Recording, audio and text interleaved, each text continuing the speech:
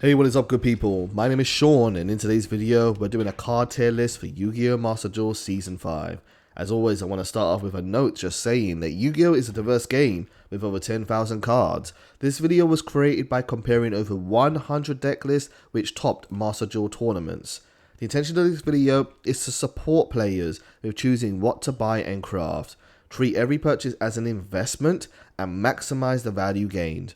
This list highlights generically used cards across multiple types of decks. This is to be useful to as many people as possible who watch this video.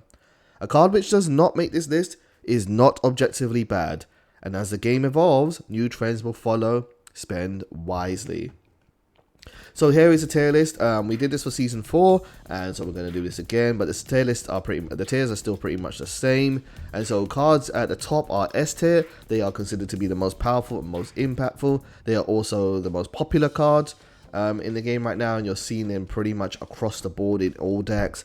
A plus, again, slight differences. We go from most popular to moderately less, and then very niche cards at the bottom that really only fit in one type of deck or so.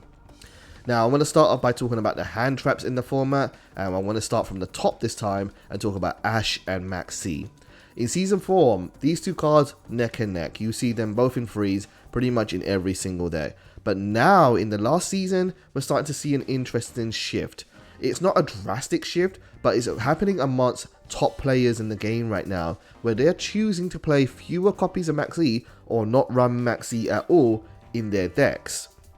Let me show you an example of a player who did this and managed to win a tournament in Japan with over 128 players. And so this player was playing Virtual World, and he ran 3 copies of Droll, 3 copies of Ash Blossom, and 2 copies of Gamma, but no copies of Maxx C. And I loved this. I thought this was incredible when I noticed this in my analysis. And I think it's a really cool idea that kind of demonstrates the kind of level of understanding of this game that a top player has. Let's talk about why this is. Well, what do we know about Maxx C? We know Maxx C is incredibly powerful, and we know that a lot of players kind of agree with the sentiment that if their opponent's Maxx C resolves, they're going to be put in a position where either A, they play through it and risk the chance of losing the duel, or B, they don't play through it and risk the chance of losing the duel because they haven't set up their board correctly and have fewer resources than they plan to do so. It's a very polarizing card that has absolutely shaped the meta, and so people are choosing to play multiple counters to it, including 3 copies of Ash Blossom, 2 copies of Call by the Grave, and multiple copies of Crossout Designator in order to counter just Maxx C and also other common cards like Ash Blossom as well. But therein lies the interesting and unique dynamic. If your opponent is holding their counters for Maxx C deliberately for Maxx C, they're not using them for other cards that you may have.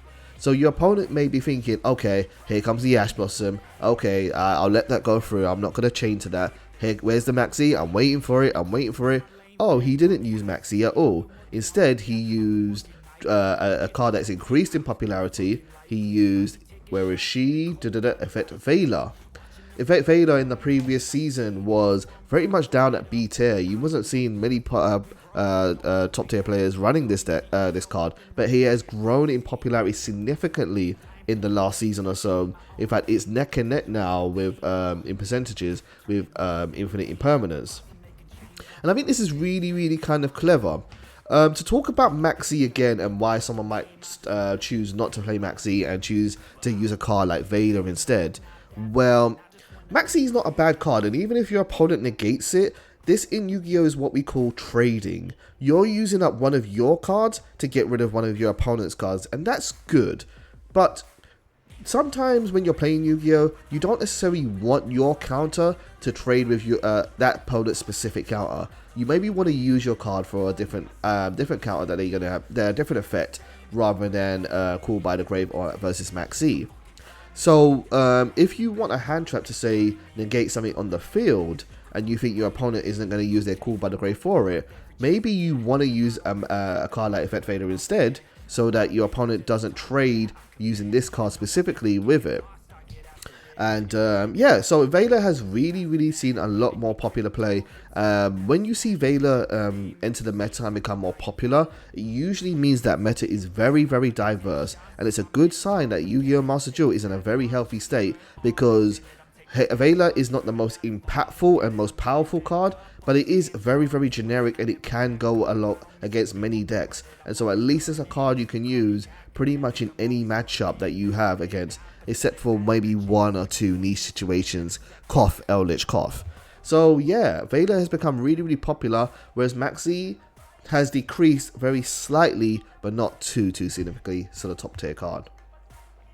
A card, hand trap that's also still maintaining its position in A tier is Nibiru. Still a very powerful rock, smashy rock. Not seen in multiple copies, maybe 2 at the most, maybe 1. It's a good complement to Maxx C. When you use your Maxx C, you want to draw into hand traps to chain against your opponent.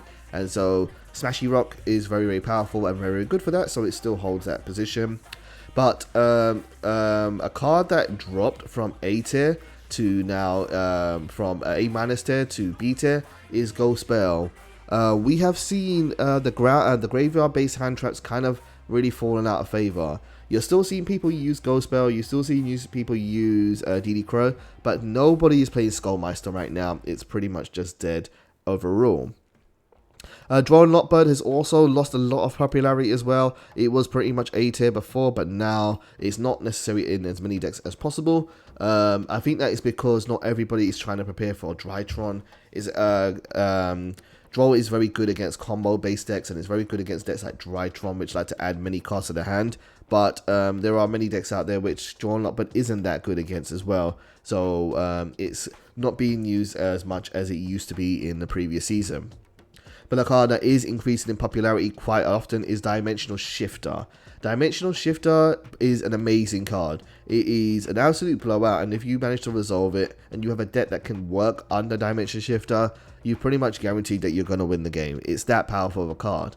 It is incredibly bricky, it doesn't have a lot of synergy, but if you do have a deck that can utilize it, it's very good. And there is a deck coming in the future called Floowandereeze that really loves Dimensional Shifter, so if you're interested in playing rogue meta options, you might want to pick up a couple of copies of Dimension Shifter so you can use it for what will become a very powerful meta, anti-meta deck in the near future. Then we have Artifact Lancea. Artifact Lancea has also lost a lot of popularity. It's just really not applicable to many situations right now. There's sometimes when it's really good, sometimes when it's not so good. You do see it in side decks, but a lot of people are not. There aren't as many people maining Lancea as there once was. And so that brings us to the end of the hand traps. So we're now going to be talking about tech cards. So Call by the Grave is insanely popular. It is as popular as Ash Blossom, in fact, and if it wasn't for the fact that it was semi-limited, you will definitely be seeing it even more often. It feels like a necessary evil right now that you have to play Call by the Grave because of the amount of different hand traps in the game, and because there are some very powerful hand traps such as Maxx C. I forgot to do Gamma, by the way. Gamma hasn't really changed at all, still A+ tier. So yeah, Call by the Grave is amazing, and the complement to Call by the Grave also hasn't changed, and that is Crossout Designator, which I already added, so that's also still up there. We can do the pot cards now. Pot of Prosperity is still one of the most popular pot cards in the game right now, but a card that has definitely risen in popularity as well is Pot of Desires. Pot of Desires is very good, Pot of Prosperity is very good, they're both very good, but I think Pot of Desires has seen even more play than it has in previous seasons, because a lot of people are playing 60 card decks with cards like the grass is greener to set up their plays. So Desires really feels safe in those decks because you're not going to deck out if you're playing 60 cards and you're drawn to Desires. It's just a net a boon for you. And in other decks that are like Dangers, which don't really care about banishing cards in their main deck, they're just going to keep on drawing. Desires is very good if they're not playing Sekka's Light. So Desires is very good overall.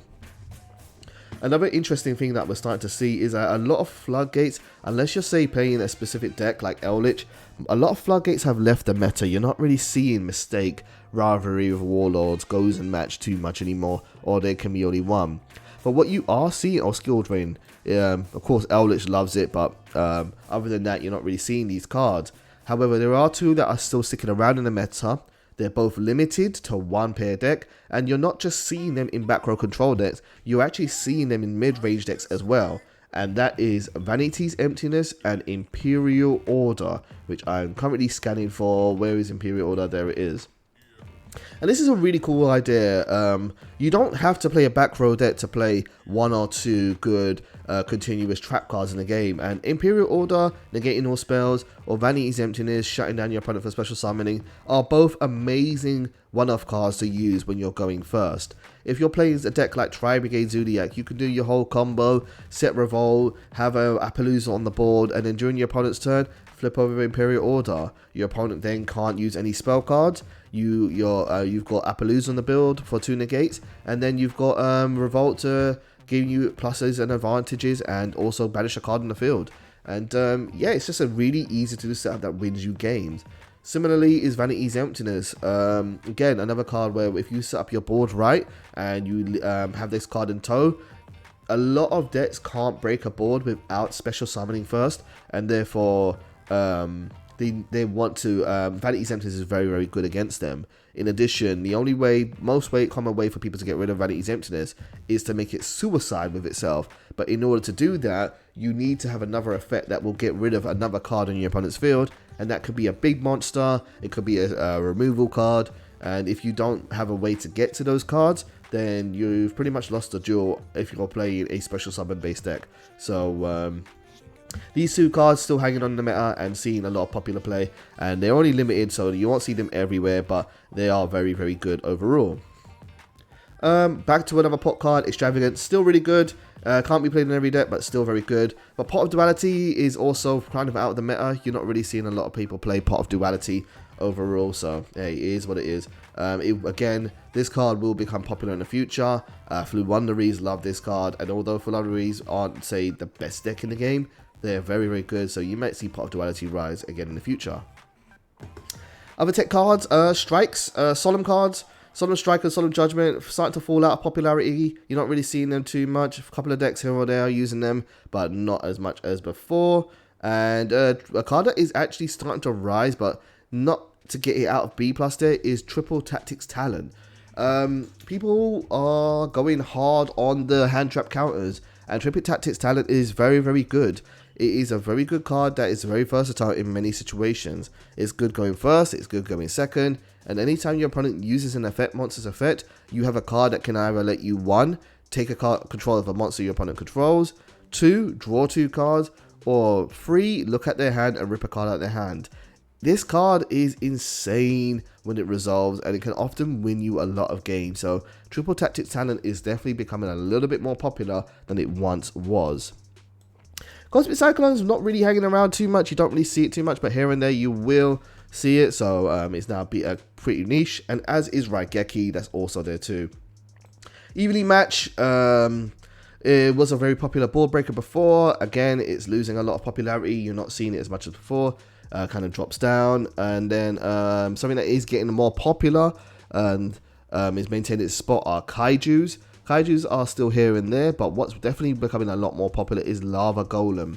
I love Lava Golem, old school card, and it's a great effect that can get rid of 2 monsters on the field by tributing them, and you don't see it in every single deck be used, but any deck that doesn't need to normal summon, Lava Golem works just fine in. And 2 noteworthy decks that have been using it are Shadows, and also not all Shadows, but some here or there, because they don't really need to normal summon. And of course, Eldritch. Eldritch loves Lava Golem. Lava Golem's pretty much become a staple in Eldritch to run a free of, because it's just so good at breaking boards. And then you've got Eldritch, which are also good at breaking boards just naturally as well. Going back to the top of the list, another really good board breaker and the most popular one in the game is Accesscode Talker. It's everywhere. It's easy to make a link for, very good. And then Apollousa as well is insane. Apollousa is a great card. Again, another really easy to use link for, kind of like the opposite to Accesscode Talker. Use Accesscode Talker when you want to break boards. Apollousa when you want to protect your board and you want to negate something your opponent has. So it's also really good. Borrelsword isn't really seeing a lot of play right now. It's kind of dropped off. Pankratops is still everywhere, especially in side decks. It's such a versatile card and easy card to use, so it doesn't really surprise me Pankratops is seeing a lot of play. Of course, dinosaurs love Pankratops, and they're climbing up the meta as well, so he's really good there too. Something else that I thought was fascinating, a card that has dropped from being A tier, almost down, S tier to almost down to A tier, is Harpie Feather Duster. Harpie Feather Duster is an amazing board breaking card, the best spell and trap removal card in the game. I'm going to talk about Lightning Storm as well. They're both really good. But what you're finding is that the meta is full of decks that are all about monsters. And while Harpie Feather Duster is still really good and very versatile, it's only good in matchups that don't really care about Harpie Feather Duster. Against a deck like Eldritch, if you get rid of their whole back row, yeah, that could be really bad for them. They might not really want to, but if they survive that turn, they're going to just banish resources from their graveyard and get more draws from it. So it is still a very good card, but it's not always, say, incredibly powerful. So it's okay, but it's starting to lose a lot of popularity, and some people are just choosing not to run it whatsoever. Same with Lightning Storm. This was almost in freeze. Lightning Storm was at one point a card where you would see 3 Lightning Storms, 1 Harpie Feather Duster in every single deck, but not every single deck, but in a lot of decks, and it's just dropped in popularity a bit. People are running 2 of it, 1 of it, not necessarily always 3, along with the Harpie Feather Duster, so it's starting to lose its luster a little bit, but it's still a very good card overall. The Knightmare package, Knightmare Unicorn and Knightmare Phoenix namely, are still very popular. Phoenix a little bit less than Unicorn, but Unicorn is still very good, amazing generic link free. And Super Poly has lost a little bit popularity also, in a deck and a meta that's very diverse, and you can't always predict what your opponent's going to do. A card like Super Poly isn't always as effective as maybe as you want it to be. In a meta where kind of predict what the top tier decks are going to be, and they have similarities, say when Orcus was around and they had Dark Monsters, and therefore you wanted to get rid of Dark Monsters by summoning Starving Venom, then yeah, the Super Poly is really good, and it's still got value in the current meta against things like Shadows. It's still really good, but you're really only seeing Super Poly being used in decks where fusion based decks where they have other targets they can use for Super Poly, so it's definitely not being used as much as it was before, but it's still very much solid and overall in the meta. Other cards that kind of dropped on the meta, we haven't really seen Torrential Tribute, we haven't really seen Twin Twister, so that's kind of dropped, and that's going to leave us with 2 cards. Zeus, still top tier, still around, S tier card, amazing, going first, going second. But a card that dropped from S tier to A+ is Forbidden Droplets. Forbidden Droplets is still around in the meta, but people are not running 3 of these anymore. A lot of decks are choosing just to run, say, 2 copies, or maybe not at all. I think this just kind of speaks to the diversity in the meta. Forbidden Droplets is amazing against combo decks, but it's best used when you are using cards that you don't mind being sent to the graveyard that can take advantage of it. So you will see Forbidden Droplets being used in a deck like Tri-Brigade quite a lot, because all of their cards are triggered by droplets when they're sent to the graveyard, so that's all win-win for them. But in many decks, you can't always take advantage in that way of it, so you're not gonna get as much pluses off of it as you would in certain other decks. So it's still very good, it's still around, but some people are trying to do other things instead of just this card, and that's good. I think that's a very healthy thing overall. And hey, that is the card tier list. There's definitely been some shifts in the meta. Some cards have become less popular, some cards have become more popular. We have a new ban list coming up, so you'll be interested to see what the changes are in the future after that has hit and dropped, which is only just under a week away. So that'll be very fun to see. But right now, this is what you're kind of looking at as the most popular play cards in the game right now, that are generic and can be slipped into many different decks. So hopefully you guys found this video helpful. If you did, please leave a comment down below. I love talking to people about Yu-Gi-Oh! It's why I do this and make videos for this channel. It's just so I could talk to people and then about this game. And then yeah, that's all the good stuff. Yeah, thank you for tuning in as always. I will see you soon. Take care.